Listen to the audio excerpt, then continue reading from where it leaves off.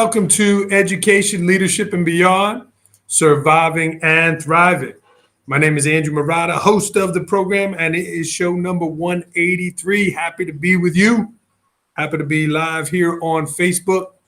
Proud member of the Education Podcast Network, as well as Voice Ed Radio. And wherever you are listening, happy to have you on. Happy to have you part of the program, and certainly happy to be doing Education, Leadership, and Beyond.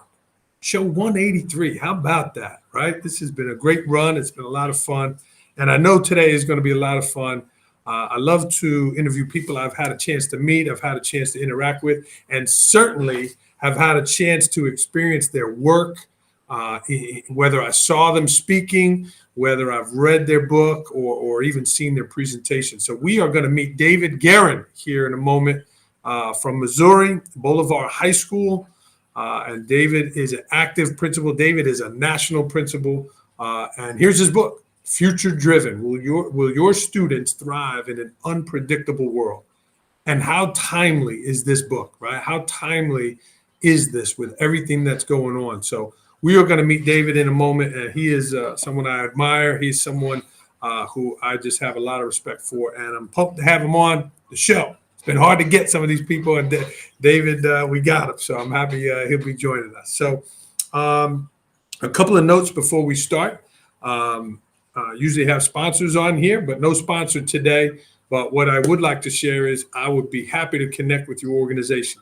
I'd be happy to connect with your school, your leadership group, whatever it is. I've been doing virtual workshops, in-person workshops. So a short commercial there. If you are looking for a speaker, if you are looking for a leadership presentation, I would hope that you will reach out and we could connect for that. Number two is today's opening segment, and it is about my dad. I'm going to ask David about his dad and his relationship with him and what he meant to David. My dad meant the world to me, and the anniversary of his passing is coming up this Sunday. My dad passed away after the New York City Marathon 11 years ago now, and the New York City Marathon is this Sunday. I was fortunate enough that we had a videographer with us on that day, and I have a video of my dad. So for everyone watching, for everyone listening, it would be an honor if you went to YouTube and you typed in Mr. Joe Marathon. It's on YouTube, and you type in Mr. Joe Marathon. It's a 9.5-minute clip. It's a 9.5-minute video montage of my dad and our day together. And it means the world to me that I have that. And I'm grateful for my dad's leadership, my dad's mentorship, and everything he meant to me as a man, as a leader. And, he left me one last lesson. Fathers teach sons all these lessons their whole lives. He left me one last lesson, including the day he passed away, and that was don't give up. Finish what you started. My dad knew he didn't feel well on that day of the marathon, and he continued, and he pushed on. So just a word about that video is there, and I wanted to celebrate that anniversary, and it would be an honor if you watched that. Enough about me. Let's get to today's guest here on Education, Leadership, and Beyond. And I would like to welcome in David Garan from Missouri, Boulevard, Missouri. David, welcome to the program. Hey, Andrew. It's great to be here. Good to see you. Good to see you, and good to see this. Do you call it a beard? Do you call it a goatee? What do you call that, David? I love it. I'm surviving and I'm thriving. You got to do what you got to do here in the future-driven world, David. And maybe it's goatees. Maybe that's the answer. Yeah. It's my. I tell some people it's kind of my COVID disguise because I don't want all the problems to be able to find me. They just don't know. Well, everyone, David, welcome to the program. This is David Garan, Boulevard High School principal in Missouri, 14 years there. David, it's an honor to have you on. And David, you heard my opening segment talking about my dad, and I want to ask you about your dad. He's one of your mentors. You mentioned him in the book. You talked about him when you spoke, and let's start there. Let me ask, what did your dad mean to you as a leader, as a father yourself, and that relationship? Yeah. First off, it's kind of fitting today to talk about that because today would have been my dad's 86th birthday. Wow. He passed in Wow. 2008. So, Wow. Miss him greatly, and certainly, huge influence in my life. And, I think the thing that I probably learned the most from him was he was really amazing at caring for people. Just the his strength was really in listening and interacting with people. And really, those things aren't necessarily, some of his strengths don't come as naturally to me. But because sometimes I'm more the thinker and the idea kind of person, where he was such a relator just by his nature. Like he just had a charismatic personality. I knew that was important. And so like I've worked at that, and I think I've, developed a lot of those skills, but he really just inspired me in a lot of ways. And I think one thing that, when your parents care about you and that, and they care about education, if they care about you and they care about education and you're learning, that's such an advantage in life overall. And it breaks my heart when I see kids who don't have that kind of support. They don't have a parent who cares about them and cares about learning. So I'm grateful for that. I felt like I always knew that he believed in me no matter what, and that was so proud of me and whatever I was doing. And when you've got that kind of support, it gives you the confidence to be able to step out and take risks and do things that, the hard things that you didn't know you could do, I guess. Absolutely. And thank you for sharing that. And we're blessed, right? We're blessed to have those mentors and fathers in our lives. David, you're in your 14th year at Boulevard there, and how you doing? How you getting through this? How you making out during this year? Dude, the struggle is real, man. I tell you, like it's been, I think coming out of last year, I had this feeling that, it's all going to be just moving back to better, at this point. And maybe it is. I don't know, but it just felt hard. And you see that from other educators, whether you're looking at, people talking to colleagues in other schools locally, or even in the Twitter world or social media world. But it's been a really challenging time. And a lot of people are carrying a lot of heavy weight and heavy loads. And so we're just trying to be really mindful of that and meet each other's needs as best we can. And, just for me, I think keeping myself up, that's normally, I feel like I'm normally such an energized person and someone who's like an eternal optimist. And to keep my energy going so I can pour into others has been a real challenge this year, more than it has been in really, I think, at any stage of my career. So, but I'm trying to be really intentional about that too. How can I, get to that place? Because I've got to be able to, take care of teachers and students and other people. And I got to be in a good place to be able to do that. And let's go off script a little bit. That's great. You're struggling to challenge to find the energy to pour into others. I know your fitness, David. You're someone who cares greatly about your fitness, and you're in great shape. So how do you do that? How do you take care of yourself so you can take care of others? Yeah, I mean I what is it? The Rock says like it's his iron therapy or whatever. So I've done different things, whether it's I've run a couple marathons, or now I'm doing more just like strength training or CrossFit kinds of stuff and things like that. But I always feel better after I get a good workout in. It seems like it's just a good way to I just feel more energized. Energized, yeah. And it also, I think, just kind of clears my mind too, when you get really fatigued. And I think that's just a really good way to, rather than turning to some other things, maybe to try to cope that aren't helpful. I think that's been good for me. And so you got to have some margin, in your life to take time to do those things, because it's really easy to just not work out or whatever it is. It doesn't even have to be, even if it's going for a walk or whatever you like to do, you've got to find some margin to do those things, I think, to keep that energy level going. And so that I've kept pretty well through this.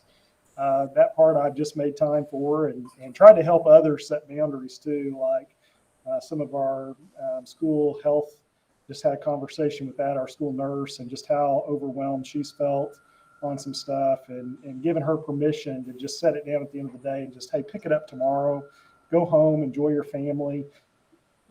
We can only do what's feasible. It doesn't all have to get taken care of today, you know. So I think we've just got to recognize that and create some of that margin for our own well-being. You can't pour out an empty cup. We've got to get filled up. Exactly. I like that term, margin, right? That you're putting the line there, you're holding it. And you're right. You got to be intentional about these things. So kudos, David, to you. David, you're 14 years in your school. I just made a change here in my career. I was 16 years at my high school, and I decided I needed a change and a different challenge. So I went to the middle school. How do you keep it fresh and different and new when you've been in a place for so long like that? Yeah, you know, there's a lot of positives to that sustained leadership. I mean, you know that from kind of the deep relationships that you develop, and you really know your team, and they know and understand what you're about. And I think you can really like develop culture. It takes time to develop culture. I consider it more like doing a brisket or a barbecue, you know, like you're going to slow smoke it over instead of like just sizzling a steak. You know, it takes that type of time, I think, to really do that. So that part's good. But then the hard part, I think, sometimes is just like you said, you know, sometimes you feel like it's the same problem over, and how do I like make this new and fresh and interesting and keep moving forward? Of course, with what's happened over the past, we've been so like just trying to handle the crisis that we've been in, that's made it hard too, I think, just to not have the, you know, how are we improving? What's the vision moving forward? Because we're just trying to kind of get through on some stuff. But overall, I would say I think we need more sustained leadership in education in general. I think a lot of times school leaders are getting, you know, tossed around too much, and they're not getting the time to be able to really invest in the community that they're in, and or they're moving up the ladder pretty quickly, and so they're in and out of their positions. But I just think that it's been a blessing to be able to see the perspective of 14 years here at Bolivar. And I've been mispronouncing it, huh? It's Bolivar. Hey, we're Midwest here, so, you know, I know I probably sound like, you know, I'm a hick from the sticks. Well, I apologize. And I like that. Sustained leadership. It says a lot about your character, your person, and you live in that community, correct? Oh, yeah. Yeah. Wow. Yeah. Wow. Yeah, we've lived here, and I've got roots here even because I was in college here. SBU is a small university here that where I did my undergraduate work. So that's where I met my wife, actually. So then we left and went to her hometown after we graduated, and I taught and coached there for 9 years before then taking my first admin job.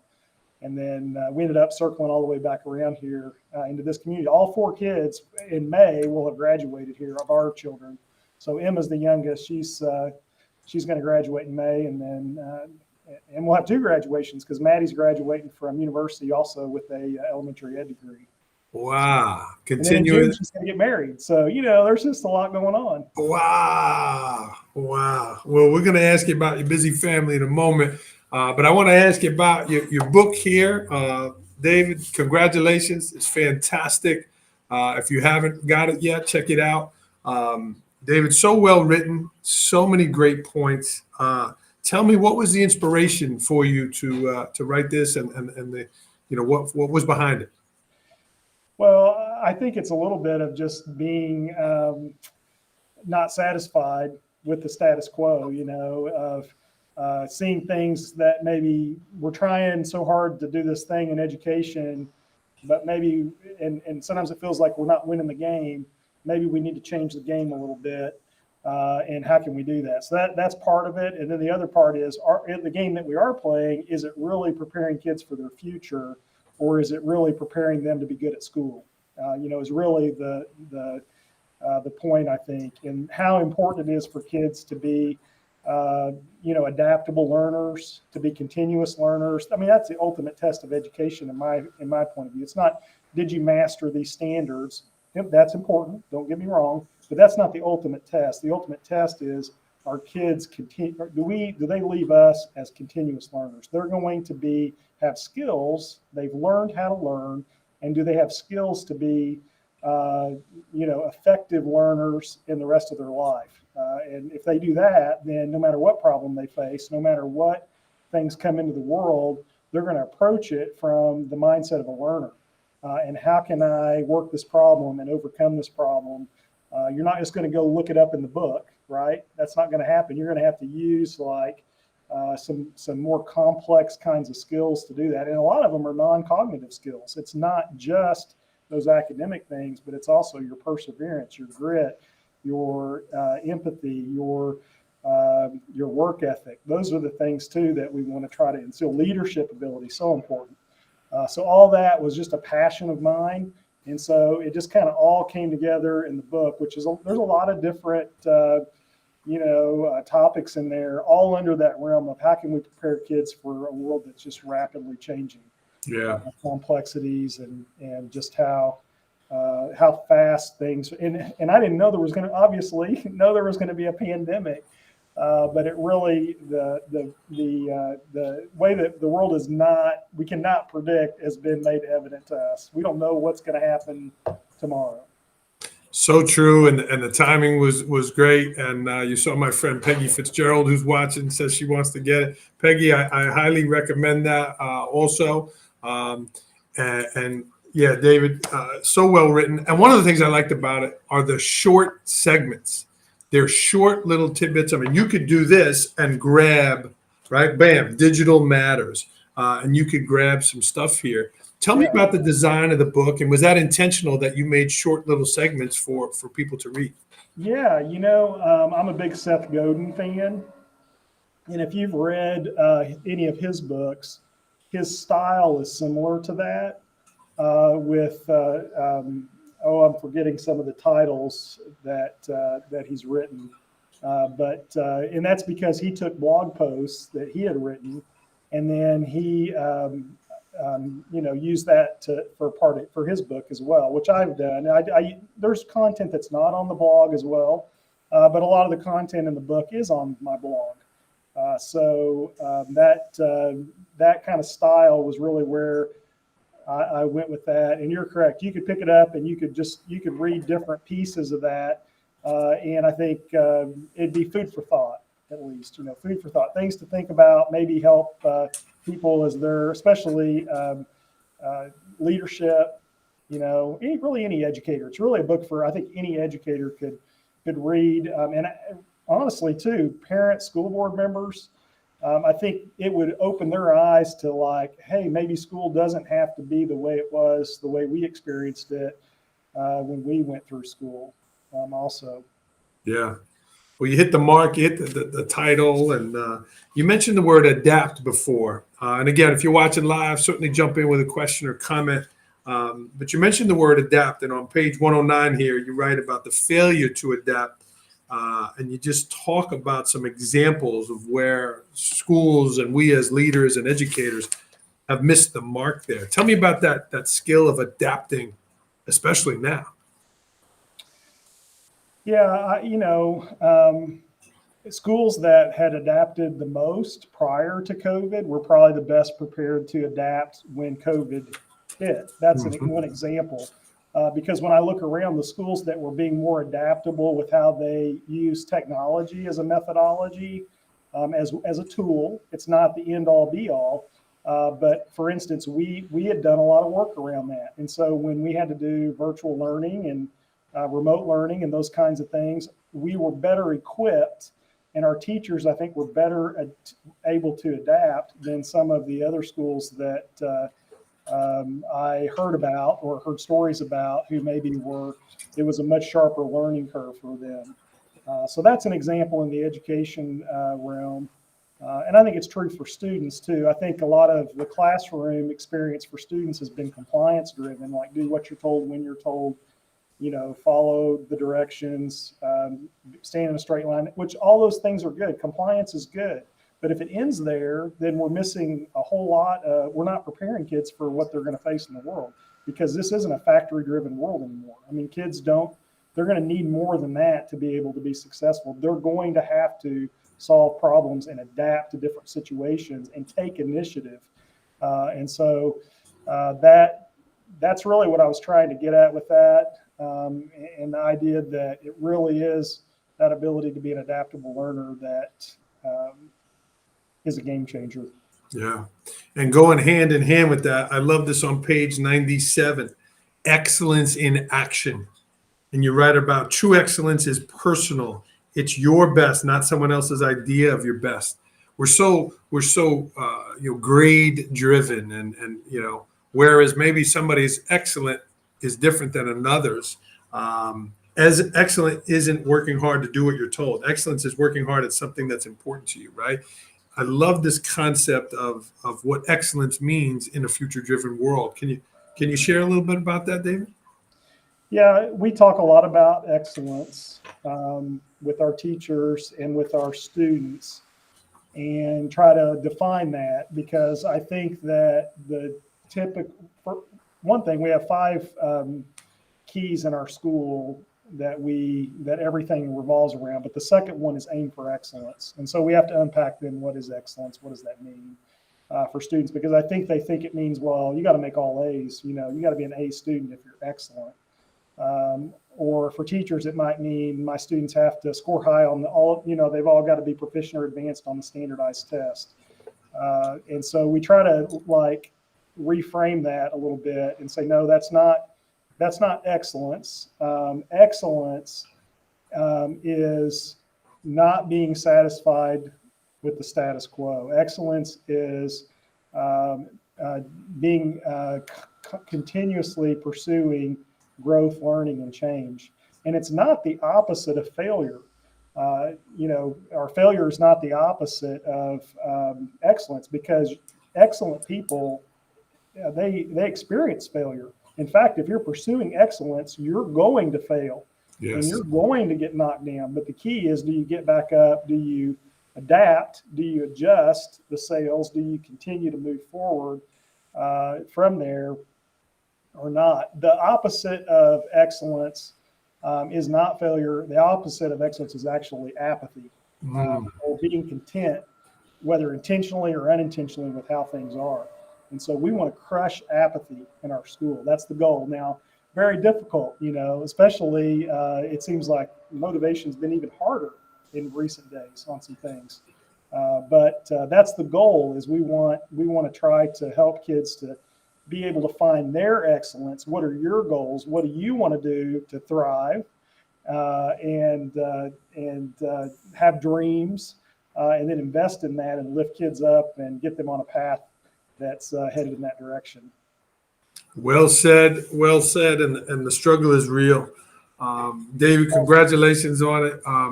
A lot of people ask me about publishing and, which way I went, and you self-published this. Is that correct? That is correct. Yeah. Yeah. Tell me about that decision, and did you dance with some publishers, and why'd you go that route? And there's a lot of educators out there that want to write a book. This is an excellent example of a extremely well-written self-published book. But tell me that decision, David. Yeah, so I did kind of consider the, trying to work with a publisher and going that route. And there are some really great options for educators now, really great options for anybody to be able to work with, some of these publishers and even some of the ones that aren't the traditional, like big house publishing companies and stuff like that. But there's a lot of niche publishing in education. You see them out there and things like that, and they're having a lot of success and doing great things and providing a platform really to get great ideas out there, which is awesome.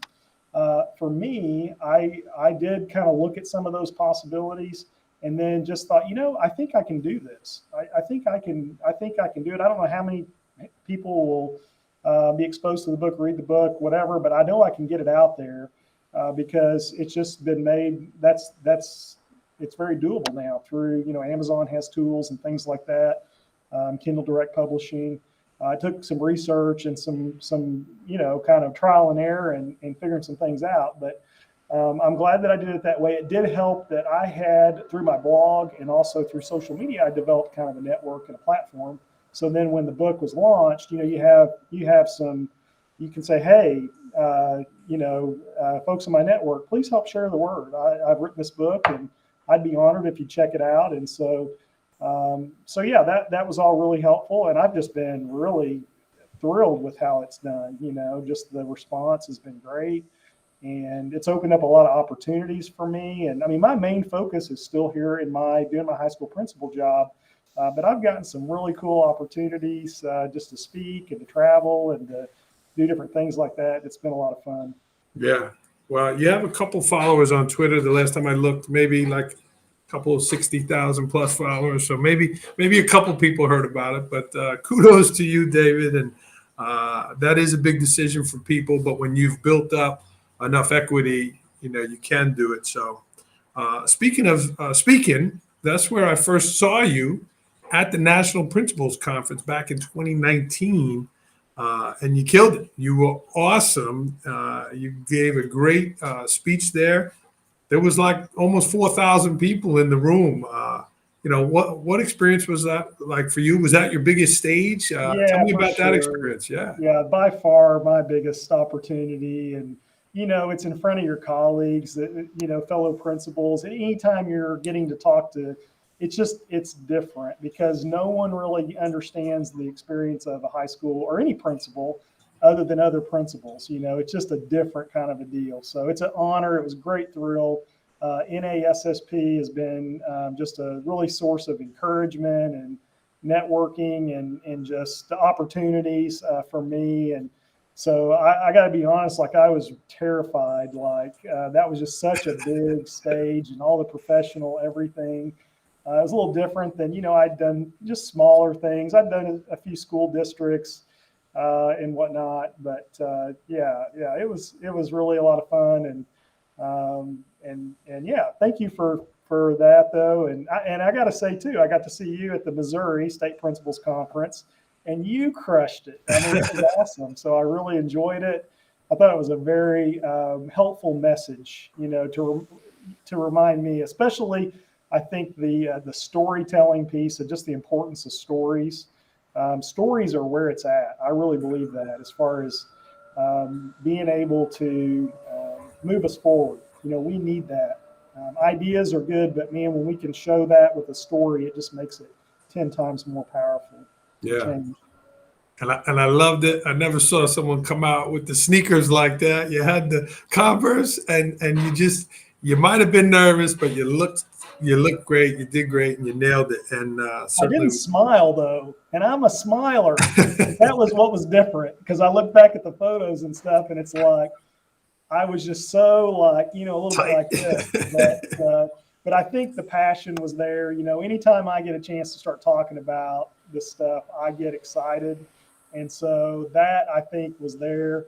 And it's just a neat experience, neat opportunity. So yeah. And I would encourage principals that are watching, if you're watching live, jump in this show, ask a question or comment. But if you're not on the big stage yet, like David, but maybe, you do have a message, I would encourage principals to create a workshop, create something that you could present to others, right? And that's how it starts. And then, maybe you could get there. David, you did a great job. So thanks, buddy. Dave, we spoke about your fitness earlier and how important it is. And again, you spoke well on the stage, but you also looked the part, right? You're fit, you're tall, you stand up straight. All of that adds to the presentation. What are some of your secrets? What are some of your morning routines? You have 4 children, you're successfully married, you're a successful high school principal. How do you balance it all in? And what are some of your secrets for making that, scheduling that fitness time? Yeah. Well, I definitely make time for that. I'm not really, I get up, typically try to get up early and get things going before the school day, kind of get my mind right before the day. I use the Tom Brady routine, and the first thing I do in the morning is I drink a huge glass of water, which is just a small thing.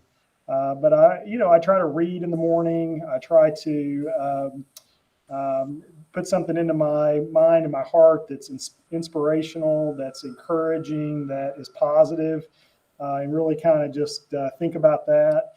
I want to be really getting myself ready and right before I try to come and meet with students and teachers and things like that. But normally my fitness routines, actually I try to catch some time in the afternoon. Like tonight, I have ball games. We're district championship soccer tonight, so we're excited about that. Whoa, there you go. But a lot of times in between school and like supervision, I'll try to squeeze in a workout and that kind of thing. And then the weekends I do that also. So get that time in there, and then make time for family too. My wife and I try to go out to dinner a couple times a week, and we didn't always do that, and that was a mistake on my part. But we've really tried to just make that like a consistent thing that we do, where we're getting to really connect, and that's been awesome as well.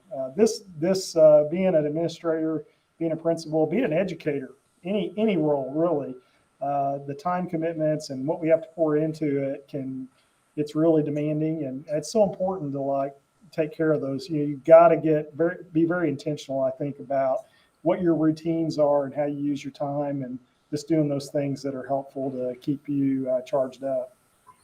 Great reminders, and so true, David. But your family, you think about what you give to your school, right? And you got to make sure you're giving the same, if not more, to your family. And sometimes that gets out of bounds. So great points there. Yeah, it can get out of balance in a hurry because the time commitment is so demanding. And any families do make some sacrifices with that. And there's no question about it. Yeah. But it also, we can make sure that we're not allowing that to be a total sacrifice. Like we still got to take care of our families and make them the priority, and that kind of thing. Cool. David, we're going to get to rapid fire here. I know you got supervision, and I may or may not have shorts on under my dress shirt here to go exercise myself. But awesome. Before we do that, was there something that you wanted to share? Was there something I didn't ask you that you wanted to get out there for all the educators watching?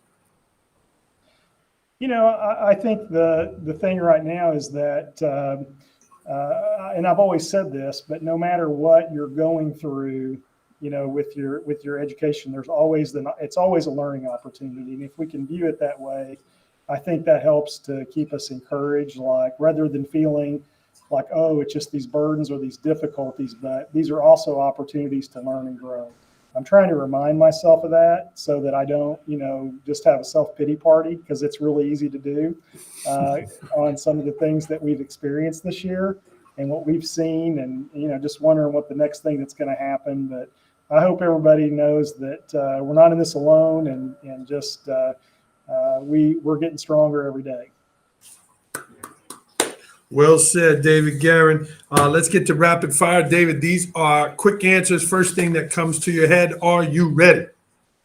Ready. Last book you read? Culture Code by Daniel Coyle. Last movie you saw? Last movie. What was that? Herbie Halloween or something. It was some crazy Adam Sandler movie that was just awful. Watched it with the kids. There you go. You gotta love some Adam Sandler. Favorite place to travel? Mountains for me, beach for the wife, so we have to compromise. Yeah, mountains are a little closer. We're in Missouri there, no? Yeah, a little closer. Yeah, Colorado's. Yeah, not too bad. But the Ozarks was. The Ozark Mountains. That's true. We don't really like Campos, but yeah. I had a beautiful time there. It was great. I know you're a big fan of education, leadership, and beyond. But what's a podcast that you listen to that's inspiring? John Norland with Character Strong. They've got some good stuff, so I check them out quite a bit. John and I interact on a fairly regular basis, and they're doing a lot of good work just with character and leadership development in schools, and so I enjoy connecting with him. You talked about some of your morning routines and some of those things that prepare you for your day. What is something that gets under your skin? What's a pet peeve of yours? Pet peeve. Being late. I don't like, and it's really more me than others. Like, I hate being late. I like to be on time, and it bothers me when I'm late. So I don't know. That's just the first thing that popped in my It's mind. leadership. That's leadership. You're honoring someone else's time. Absolutely. At 8 a.m. on Saturday morning, I feel. Chill. I feel good. Are you an early riser on Saturdays? Are you up at 5? I'm up early. I'm up early. I am thinking about college football that early in the morning. Probably thinking about maybe some other things I need to do that are on my list around the house or maybe even for school. But I know that it's not going to be pressing. Like, I'm going to have the whole weekend to get it done. Okay. I know sports are a big part of your life. Tell me about the arm wrestle between the Mizzou Tigers and the Kentucky Wildcats there. How do you balance that?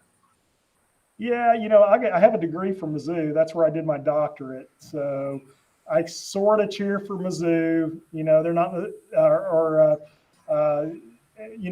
I sort of cheer for Mizzou, but I'm definitely Big Blue, Kentucky all the way because that's where I grew up. That's home. Lifelong fan. Hey, the team of your childhood, you never abandon. You know what I mean? So, and I've become a much bigger Kentucky football fan because they're actually good. So that's exciting too. And last year in college basketball was like awful, but hopefully we're going to be better again this year. So Mizzou's just like I kind of follow them, but yeah. Kentucky's where it's at. Well, my friend Owen Saylor, who was on a couple of weeks ago, is a huge fan, so he'd be happy to hear that. Good. Why is the football team so bad and the basketball team so good at Kentucky? Well, that's not true this year. That's not true. Although they had a tough loss this past weekend. They did. But yeah, that's kind of changed. That's a great example of a culture changing, though, because for many years, like Kentucky had been like a doormat, and Mark Stoops, they've given him time, and he's really changed the culture. And so they've been competitive in the toughest conference in America. Oh, yeah. And he's really changed the culture where people believe, and the team, they're just not the same vibe around Kentucky football that there was. And they had a top 10 finish a couple of years ago, and this year they're at least top 25. So hopefully they'll get a decent bowl game. Calipari, hero or villain? Well, of course he's a hero. I don't know why anybody would think he's a villain. There's a couple people out there that think that. I've heard that. These people clearly do not know the man's heart the way that I do. Something about David Garan that people don't know about. Oh, what do they not know about? Wow. Well, I guess something I'm known for around here is dad jokes. Like I tell a joke every day to start the school day over the announcements. And so my family, they get sick of it because I tell them at every meal practically. I'm constantly asking people if they've heard any good jokes lately. Because I got to have material. Yeah. And I've had kids, it's been the best way to connect with, because it's kind of hard sometimes as high school principal, but they will bring me jokes. They'll email me jokes. Yes. Hey, we were just talking. Somebody shared this joke. I thought about you. You might want to tell it in the morning. So I've even had a kid who for his entire high school career, every day, he would find me and tell me what my joke was. Oh, excuse me. Sorry. He would tell you the joke? No, he would rate the joke on a scale of 1 to 10. Okay. And I think I rarely got more than like a 6. So he kind of enjoyed like being my heckler, like, oh, that was bad today, a 3, 3 out of 10. And I'll try to do better tomorrow, buddy. I'm going to, I think the best I ever did was maybe 6 or 7. So, stuff like that's fun. The struggle is real, David. What's a long-term goal for you? You got a lot in the hopper right now. 3 to 5 years. What are you looking at? I just want to be doing something that is supporting educators and education. I'm not sure what that looks like yet. I'm really kind of getting at a point where probably is going to be a little bit of a crossroads. Like, what am I going to be doing? So I'm really kind of just looking for what is that next opportunity, that next chapter. That you kind of start to feel like a season of transition sometimes coming on. I don't know if that's now or in 5 or 10 years, but I definitely am thinking that way, trying to be future driven, right? Thinking about it. But I think sometimes it's always been hard for me to like plan. This is exactly what I want to be doing. I just kind of have watched for opportunities and then and tried to prepare myself so that if the door of opportunity opens, I'm ready to step through it.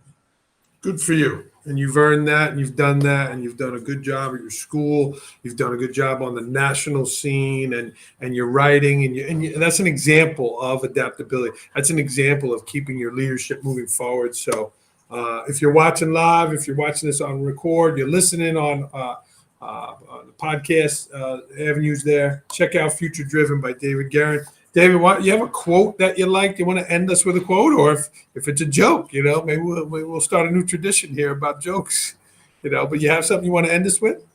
A quote or a joke. I'll go with a joke. Okay, I'll go with a joke. Keep it light here. What do you give a cannibal when he shows up late for dinner?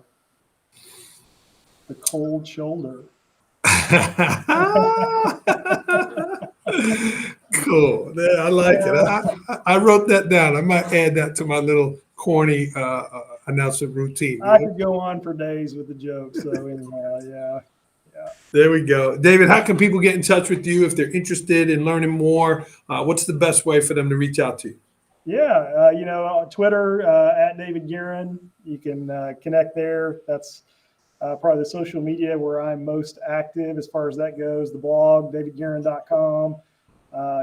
Feel free to connect. Just give me a shout if there's anything I can do to help, add value, provide any kind of support. That's what I like to do. Cool. This was David Garan, everyone.